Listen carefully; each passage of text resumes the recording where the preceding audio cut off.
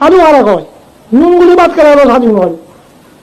হ্যাঁ, শুধু বাদ করে সাধু নয়। সাধু ছিল যে প্রাণী হত্যা না করে সাধু, যা শুরু না করে তা সাধু, যা বেবিচারি না করে তা সাধু, যে মিথ্যা কথা পিছন বাক্য পরশ বাক্য সম্রাক্য বলে না তা সাধু, যে নাকি এই নেশাবান না করে তা কয় যে সাধু।